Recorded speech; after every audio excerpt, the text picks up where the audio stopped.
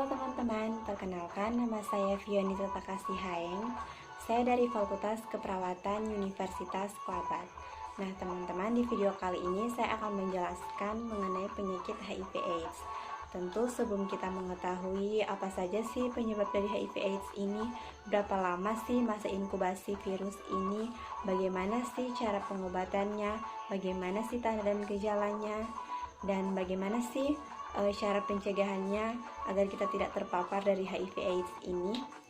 Tentu terlebih dahulu kita perlu mengetahui apa itu HIV/AIDS.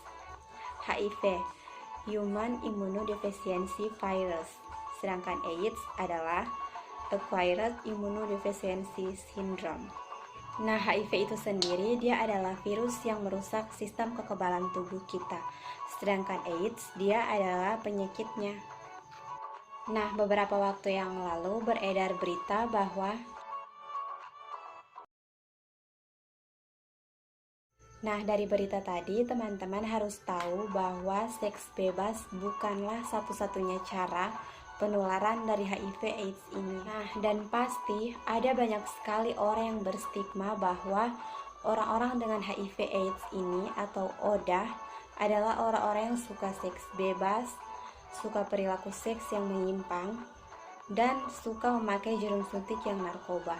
Padahal ada banyak sekali cara penularannya yang masih belum diketahui oleh masyarakat. Nah, jadi di video kali ini saya akan memberitahukan apa saja sih cara penularan dari HIV/AIDS ini, atau bagaimana cara penularan dari HIV/AIDS.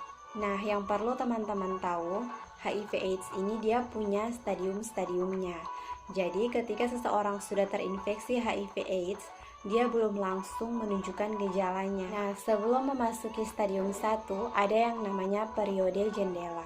Jadi, itu adalah ketika seseorang yang sudah terinfeksi atau tertular HIV/AIDS ini, tubuhnya belum memproduksi antibodi HIV/AIDS. Jadi ketika seseorang melakukan tes HIV, hasilnya akan menunjukkan non-reaktif atau negatif, padahal tubuhnya sudah terinfeksi virus HIV/AIDS ini.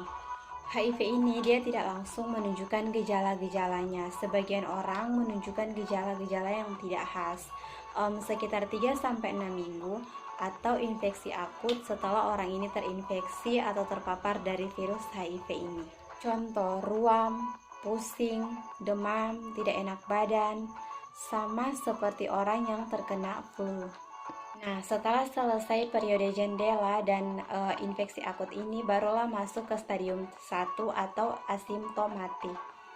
Nah, di stadium asimptomatik ini atau tanpa gejala, disinilah baru terbentuk antibodi HIV.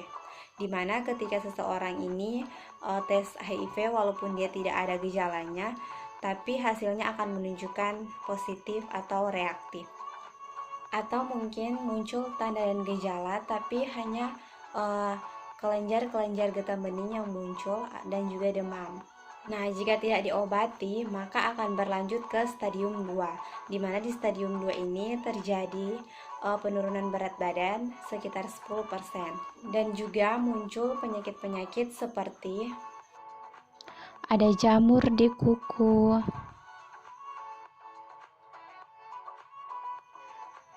dan juga ada sariawan yang tidak kunjung sembuh. Nah, dan jika tidak diobati lagi, dia akan berlanjut sampai ke HIV stadium 3. Dan disinilah akan terjadi tanda dan gejala seperti berat badan semakin turun lebih dari 10%, kemudian diare yang berkepanjangan, dan juga demam yang berkepanjangan. Dan tanda dan gejala yang lain yang muncul yaitu kandidiasis oral dan juga TB paru. Nah, kemudian jika tidak diobati lagi, masih belum ke dokter, disinilah akan berlanjut ke stadium berikutnya yaitu stadium 4 atau AIDS. Di sini akan muncul tanda dan gejala seperti berikut ini.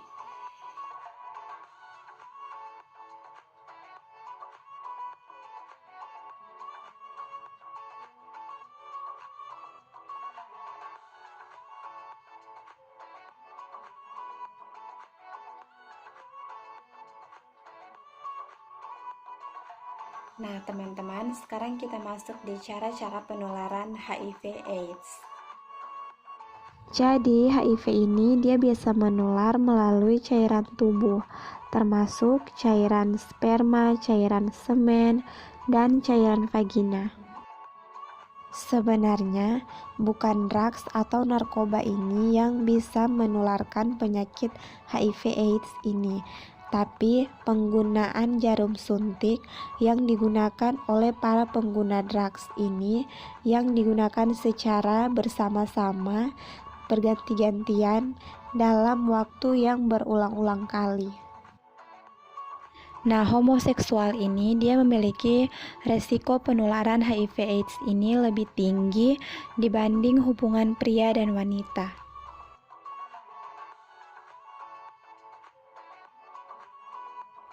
Menularnya bisa dari air ketuban dan air susu ibu.